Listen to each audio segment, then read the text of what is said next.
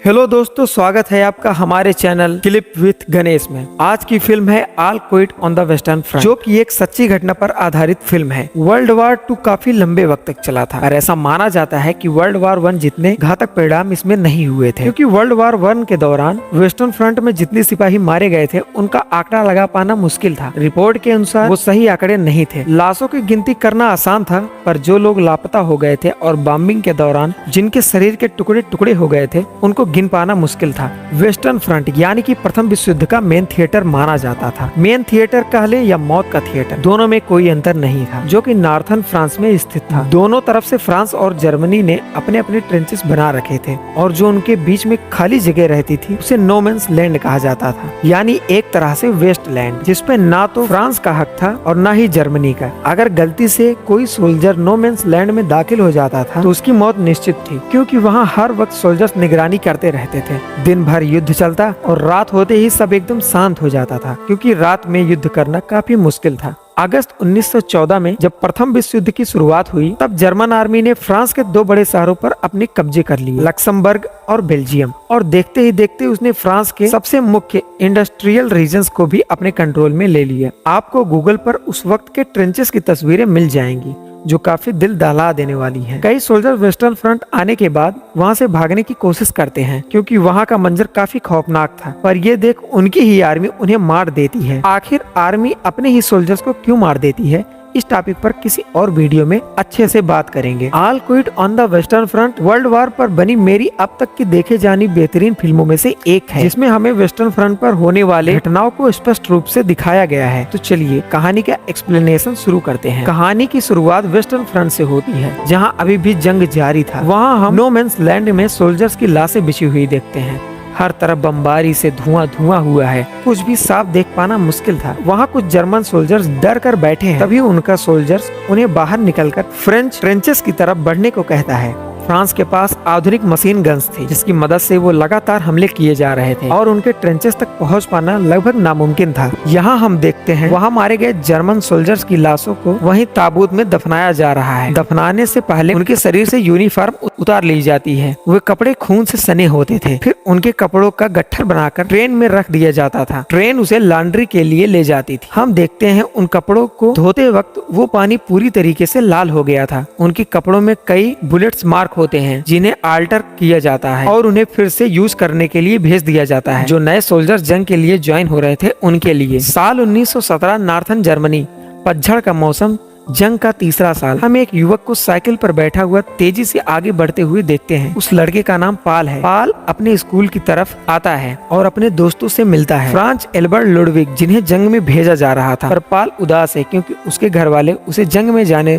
की इजाजत नहीं दे रहे थे, क्योंकि उसकी उम्र अभी सिर्फ 17 साल की थी। एल्बर्ट कहता है, घर पे बैठने से अच्छा है चलो हमारे साथ जंग के मजे लो। वो सभी जंग में जाने के लिए काफी उत्साहित थे। एल्बर्ट कहता है कि तुम आवेदन पत्र पर अपने माता पिता की जाली सिग्नेचर कर दो। पाल को उसका सुझाव पसंद आया और उसने ठीक वैसा ही किया। अब जो भी होगा देखा जाएगा, क्योंकि वो अपने दोस्तों के बिना तो यहाँ नहीं रहने वाला था। जंग में जाने से पहले उसी दिन स्कूल में एक मिलिट्री जनरल आया था, जो सभी नौजवानों को जंग में जाने के लिए एक देशभक्ति से भरी हुई स्पीच सुनाता है। पर उन चारों को उसमें कोई रुचि नहीं थी। उन्हें तो सिर्फ किसी तरीके से जंग में पहुँचना था। अगले दृश्य में हम देखते हैं सभी सोल्जर्स को उनके आवेदन पत्र देकर उन्हें यूनिफॉर्म दिया जा रहा है। पाल देखता है इसके यूनिफॉर्म पर किसी और का नाम है। वो इसके बारे में उस सोल्जर से पूछता है, शायद गलती से उसने किसी और का यूनिफॉर्म मुझे दे दिया हो। पर वो सोल्जर उस नाम को निकाल के फेंक देता है। ये जंग में मारे गए सोल्जर्स की यूनिफॉर्म थी, जो दृश्य हमें कहानी की शुरुआत में दिखाया गया था। उन चारों की खुशी देख ऐसा लग रहा था कोई वहाँ उनके स्वागत का सारा इंतजाम किए हुए है। हम देखते हैं सब खुशी से मार्च पास्ट करते हुए वेस्टर्न फ्रंट की तरफ निकल रहे हैं, इस बात से अनजान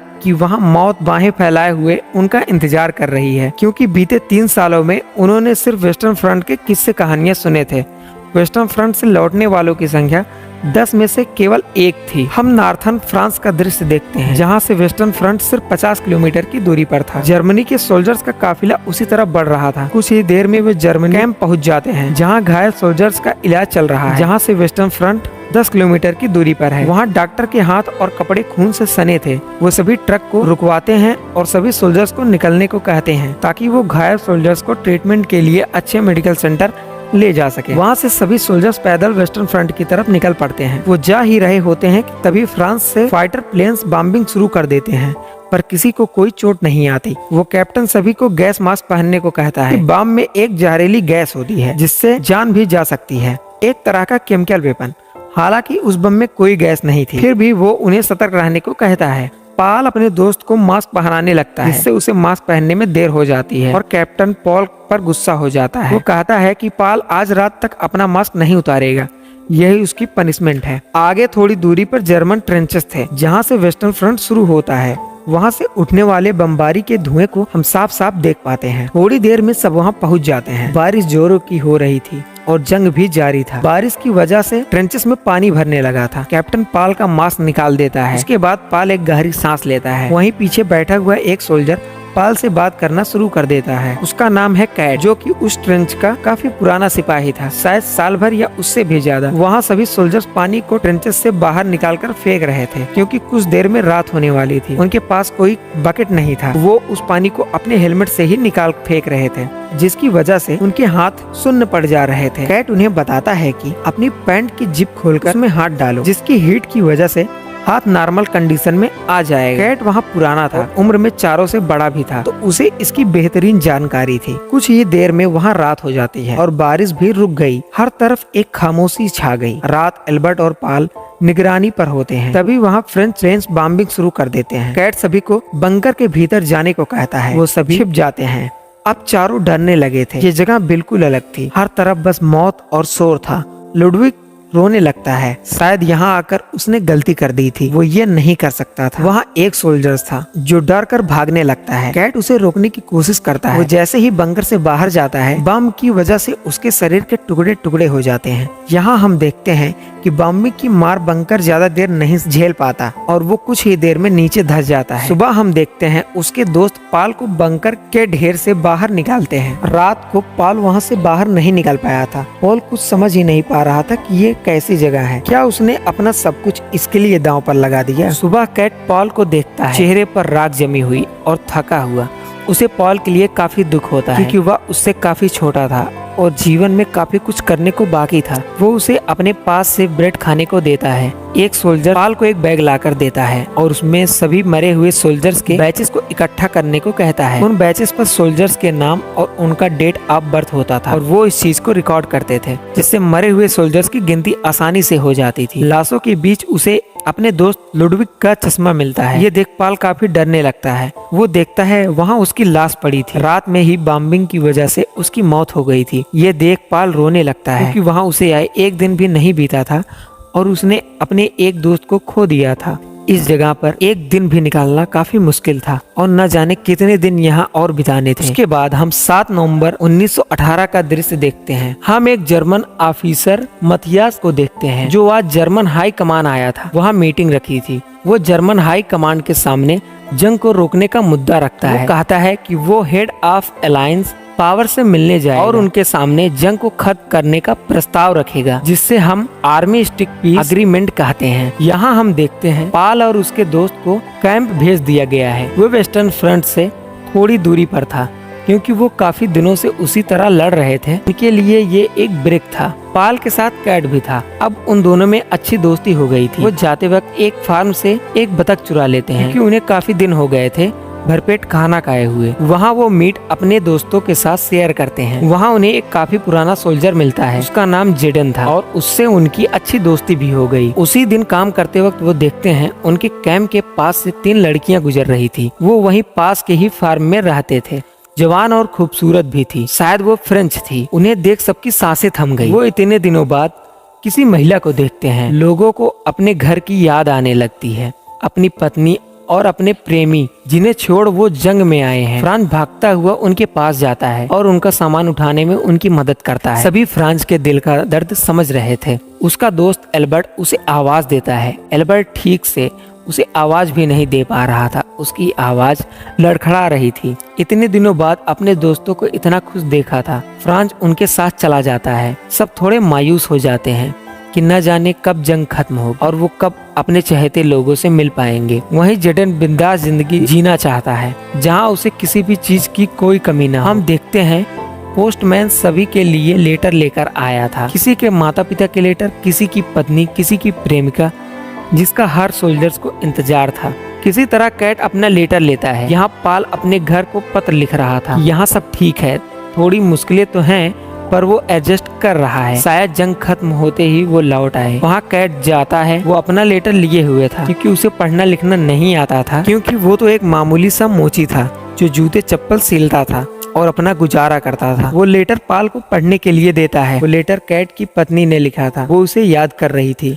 दिन बीत रहे हैं, न जाने कितने मौसम आए और चले गए, पर तुम्हारे आने की कोई खबर नहीं आई। शाम जब भी खिड़की से डूबते सूरज की तरफ देखती हूँ, मुझे साथ बिताए हुए सारे पल याद आते हैं, पर मैं इंतजार में हूँ। शायद तुम्हारे लौटने की खबर जल्द आए। कई सोल्जर्स बहाने से घर आ जाते हैं, पेट में दर्द की शिकायत लेकर। क्या तुम कोई ऐसा बहाना लेकर नहीं आ सकते? ये सुन कैट के चेहरे पर एक उदासी छा जाती है। उसमें एक दर्द छिपा था। उस लेटर में लिखे हुए कुछ आखिरी शब्द जिन्हें पढ़ पाल काफी शाक्ड हो जाता है। उसकी पत्नी इस हफ्ते उनके बेटे की कब्र पर जाने वाली है और हमेशा की तरह उसके पसंद की कहानी उसे पढ़कर सुनाएगी। अगले साल दोनों अपने बेटे का 10वां जन्मदिन साथ मनाएंगे। ये सुन कैट एक बार फिर दुखी हो जाता है। वो पाल से कहता है, न जाने ये सब कैसे खत्म होगा और वो घर कब लौटेगा। पर इसका जवाब पाल के पास भी नहीं था। वो यहाँ से लौटने के बाद भी एक नॉर्मल जिंदगी नहीं जी पाएगा, क्योंकि जंग के जख्म जिंदगी भर उसके साथ रहने वाले थे। रात बैरक में फ्रेंच आता है।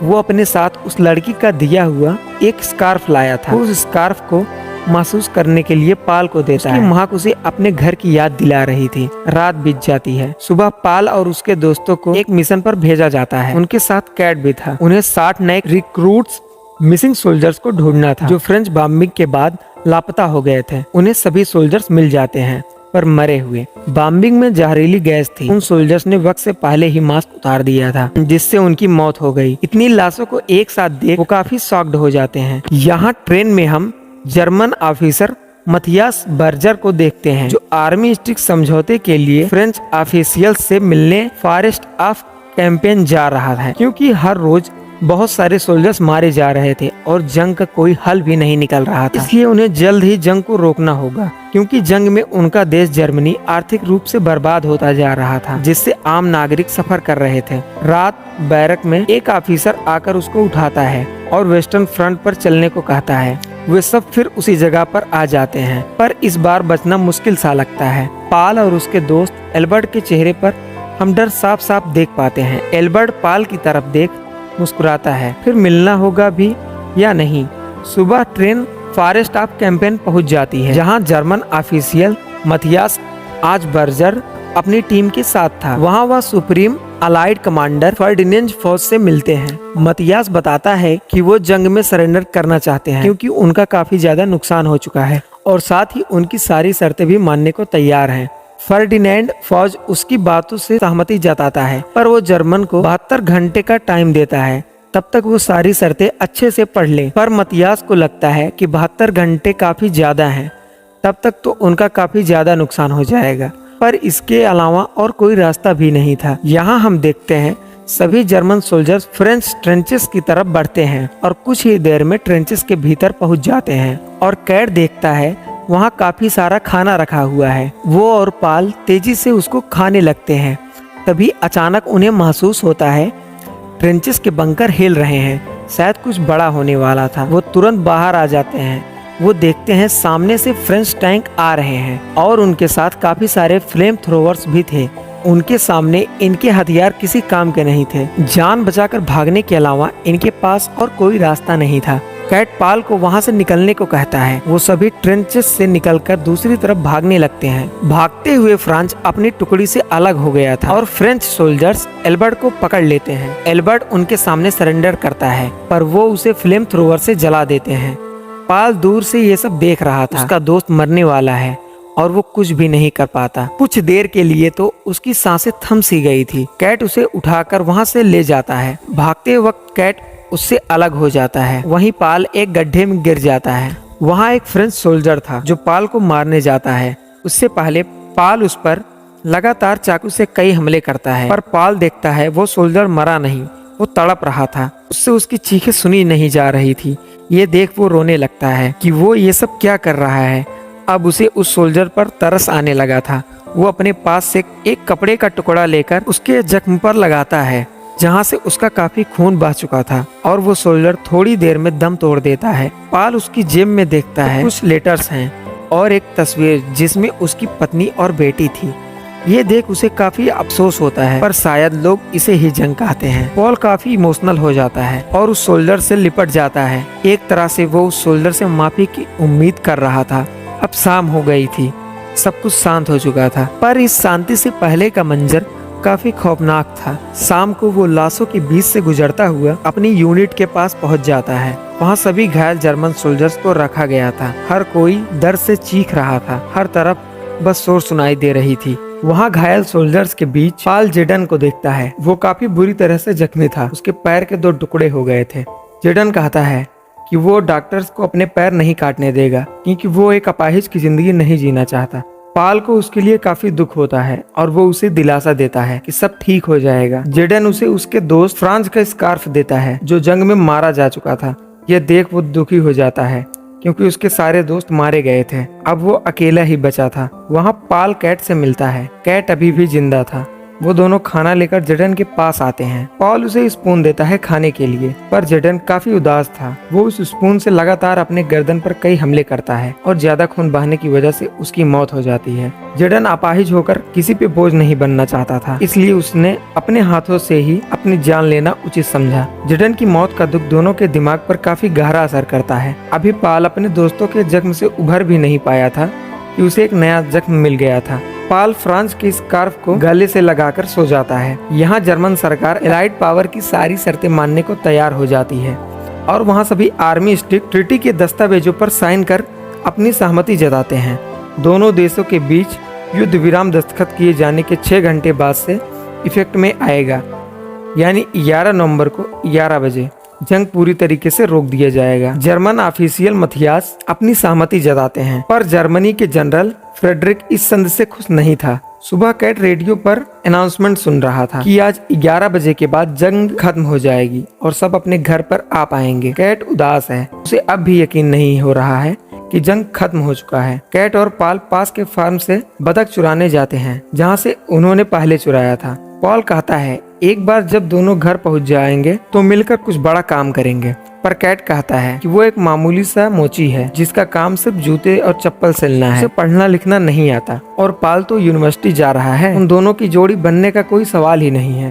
कैट उसे यूनिवर्सिटी जाकर पढ़ाई पूरी करने को कहता है, क्योंकि अभी उसे जीवन में देखने को बहुत कुछ है। दोनों उस फार्म में जाते हैं। इस बार पाल फार्म के भीतर जाता है, पर उस फार्म के मालिक का बेटा अपने पिता को खबर कर देता है और दोनों वहां से भाग जाते हैं। पर पाल ने कुछ अंडे चुरा लिए। उस फार्म मालिक का बेटा उन्हें काफी नफरत भरी निगाहों से देखता है। वो दोनों उन कच्चे अंडों को पी जाते हैं। कैट जंगल में अकेले टॉयलेट के लिए जाता है। जब वो पीछे मुड़कर देखता है, उस मकान मालिक का बेटा पीछे खड़ा था, उसके हाथ में बंदूक थी। वो कैट को शूट कर वहाँ से भाग जाता है। गोली की आवाज सुन पाल वहाँ आया। उसने देखा कैट को गोली लगी है और खून भी काफी बह रहा था, पर कैट ऐसे दिखाता है जैसे कोई गहरा जख्म ही नहीं। थोड़ी देर बाद कैट बेहोश हो जाता है। पाल उसे उठाकर अपने कैंप डॉक्टर के पास ले जाता है। उसे वहां देखने के बाद डॉक्टर उसे मरा घोषित कर देता है। रास्ते में ही लाते वक्त कैट ने दम तोड़ दिया था। पाल एक बार फिर दुखी हो जाता है कि वो आज घर वापस लौटने वाले थे। कैसा दुर्भाग्य है ये। वहाँ उसकी पत्नी घर पर उसका इंतजार कर रही होगी, जो अकेली है। उन्होंने अपने 10 साल के बेटे को पहले ही खो दिया था, पर पाल किसी तरह खुद को संभाल लेता है। यहाँ जनरल फ्रेडरिक सभी सोल्जर्स को इकट्ठा करता है। वो युद्ध रुकने से खुश नहीं था। उसके स्पीच से साफ नफरत झलक रही थी। वो कहता है लिटर पर सिर्फ जर्मनी का हक है, इसलिए हम फ्रेंच ट्रूप्स पर अटैक करेंगे, क्योंकि 11 बजने में अभी भी वक्त था। पॉल फिर से उदास हो जाता है, पर उसके दिल से अब डर खत्म हो चुका था, क्योंकि उसके सारे दोस्त मारे जा चुके थे। तो अब किस बात का डर। अगर जिंदा लौट गया तो ये गिल्ट जिंदगी भर उसके साथ होगा। वहाँ कई सोल्जर्स लड़ने से मना करते हैं, क्योंकि जंग खत्म हो गई थी। अब लड़ने का क्या फायदा। हम देखते हैं सभी सोल्जर्स ट्रेंच की तरफ निकल जाते हैं। वहीं वेस्टर्न फ्रंट, जो कि किसी पिचास की तरह सब कुछ अपनी आगोश में लेने को ताक लगाए बैठा है। यहाँ फ्रेंच ट्रूप्स काफी शांति से 11 बजने का इंतजार कर रहे थे। तभी जर्मन सोल्जर्स उन पर अटैक कर देते हैं। वहाँ पाल की एक फ्रेंच सोल्जर से फाइट शुरू हो जाती है। उसने पाल का चेहरा कीचड़ में धंसा दिया था, पर किसी तरह पाल उसके चेहरे पर हमला करके बच जाता है। पाल उससे लड़ ही रहा होता है कि एक फ्रेंच सोल्जर पीछे से उसके शरीर को बंदूक में लगी नाइफ से आर पार कर देता है। उसी वक्त हम सुनते हैं सायरन बजता है। 11 बज चुके थे और जंग पर विराम लग गया था। अगर कुछ सेकंड और देर हो जाते तो पाल जिंदा होता। पॉल को इस हालत में देख सामने खड़े फ्रेंच सोल्जर को काफी दुख होता है। पाल बंकर से बाहर आता है। बाहर एक खामोशी थी। हवा में हर तरफ राख उड़ रही थी और वो वहीं बैठ जाता है क्योंकि इन सभी जंगों का कोई परिणाम नहीं निकला। यहाँ हम उसी ट्रेंच में एक यंग फ्रेंच सोल्जर को देखते हैं। उसे सभी के बैचेस कलेक्ट करने को कहा जाता है। बैचेस कलेक्ट करते हुए उसकी नजर पॉल पर पड़ती है जो मर चुका था और वो उसके हाथ में एक स्कार्फ देखता है जो कि फ्रांस का था। वो सोल्जर उस स्कार्फ को लेकर अपने गले में बांध लेता है और फिर इसी दृश्य के साथ ये मूवी यहीं खत्म हो जाती है। दोस्तों, अगर कहानी पसंद आई हो तो इस वीडियो को लाइक शेयर जरूर करें और चैनल को सब्सक्राइब करना ना भूलें। मिलते हैं अगले वीडियो में एक नए एक्सप्लेनेशन के साथ। तब तक के लिए धन्यवाद। जय हिंद।